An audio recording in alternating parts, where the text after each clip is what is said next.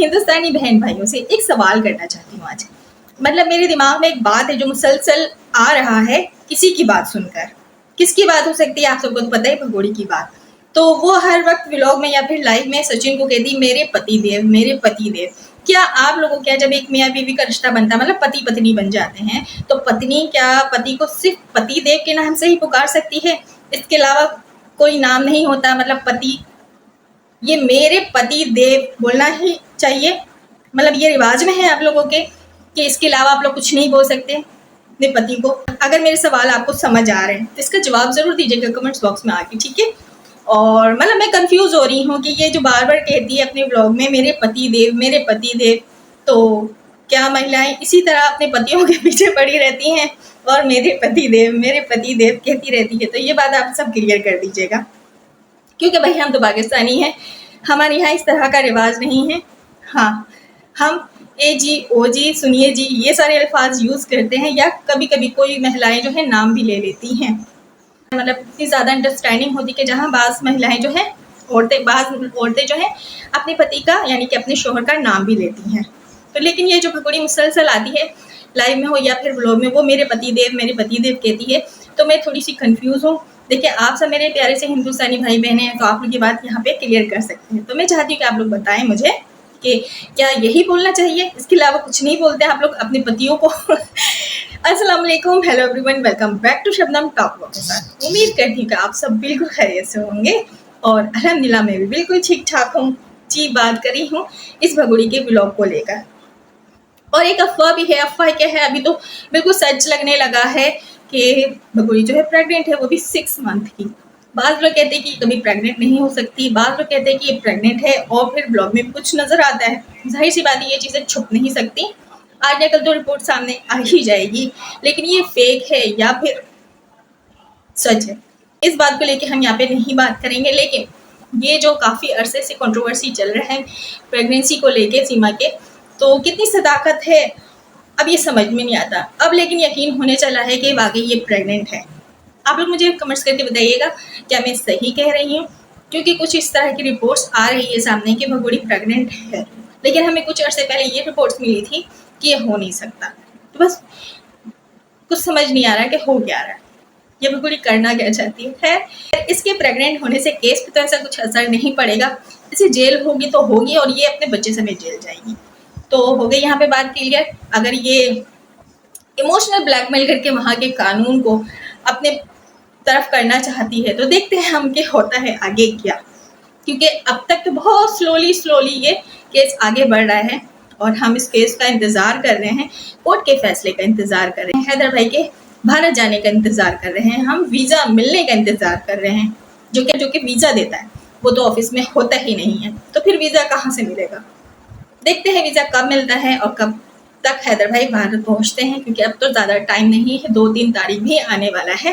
क्या होता है आगे वो सारी इन्फॉर्मेशन भी आप सबसे शेयर करेंगे। लेकिन आज मैं भगोड़ी के ब्लॉग्स पे रिएक्शन दे रही हूँ, बात कर रही हूँ।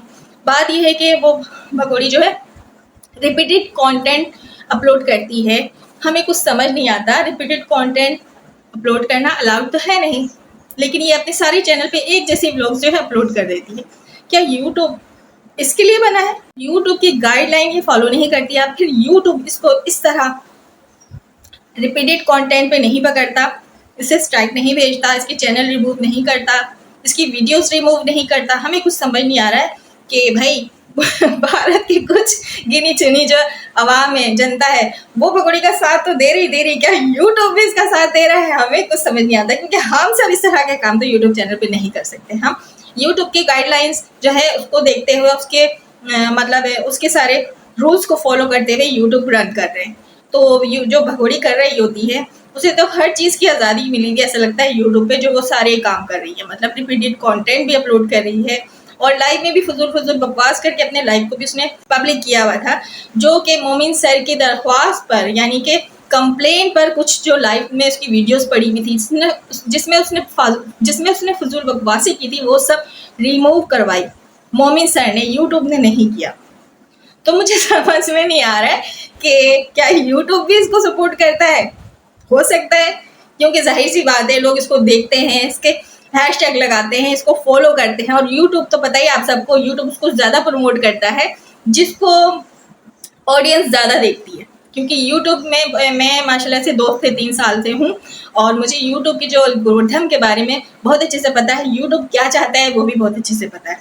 तो यूट्यूब ऐसे लोगों को जल्दी नहीं कुछ कहता, मतलब सपोर्ट करता है और कोशिश करता है कि इसके प्लेटफॉर्म पे ज़्यादा से ज़्यादा ऑडियंस आ रहे तो इसको और ज़्यादा प्रमोट किया जाए, यानी इसके इंप्रेशन को और हाई कर देता है यूट्यूब।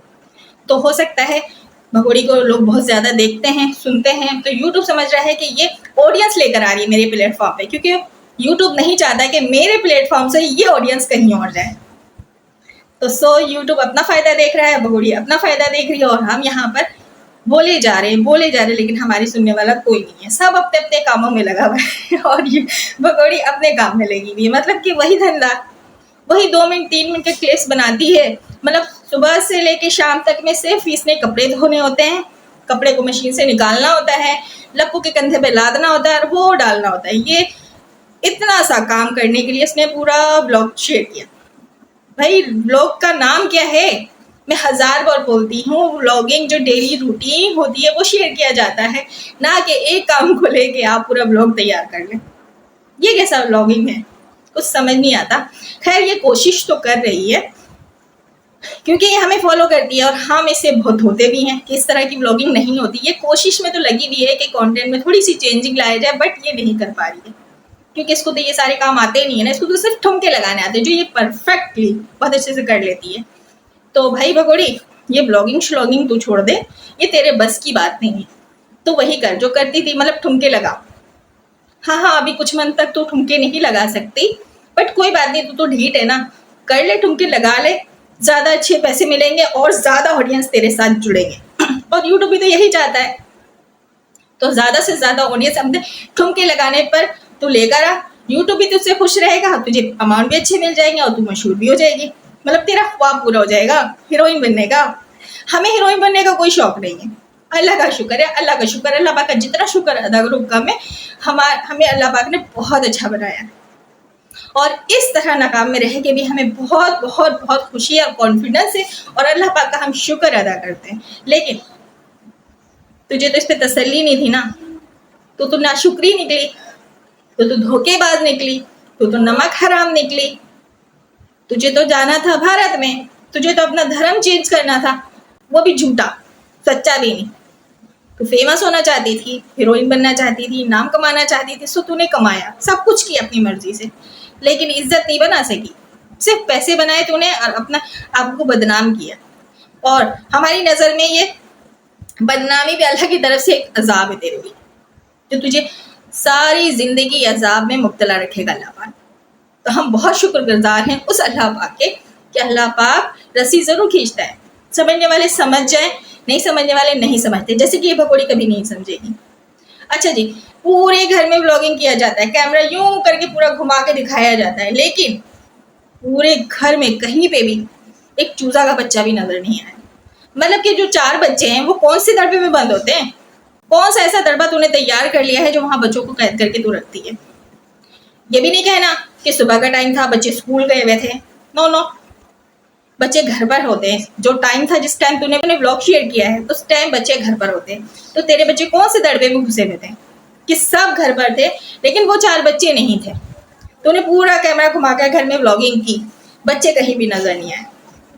बच्चे तो तभी आते हैं कैमरे के आगे जब तुझे लाना होता है, जब सचिन को लाना होता है कैमरे में बच्चों को, तो ही आते हैं बच्चे कैमरे में, वरना बच्चे नहीं आते। बच्चों पर इतनी सख्ती है कि बच्चे कैमरे के सामने नहीं आते, अलाउड नहीं किया हुआ है तुम लोगों ने। क्यों? बच्चों पे केस हो जाएगा, बच्चों को सजाएं मिल जाएंगी अगर तू कैमरे के आगे ले आएगी तो। मतलब तेरा काम तो अच्छे से चल रहा है, तू तो यही चाहती थी, सो वो कर रही है। कोई बात नहीं, कब तक बच्चों को छुपा कर रखेगा? कब तक इन बच्चों को तू ट्रेनिंग देगी छुपाकर? जाहिर सी बात है, हमें समझ आ रही है, बच्चे जब तू भारत में लेके घुसी थी तो बच्चे बहुत छोटे मासूम हैं, उनमें कोई भी अकल नहीं है, कोई शऊर नहीं है। जो तू उन्हें सिखाएगी, जो उन्हें तू दिखाएगी, बच्चे वही सीखेंगे और वही समझेंगे। ऑलरेडी हैदर भाई उन बच्चों से दूर थे, काफी साल से दूर थे। जाहिर सी बात है, वो कमाने गए हुए थे दुबई, तो ऑलरेडी बच्चे जो है बाप को बहुत कम देखते थे।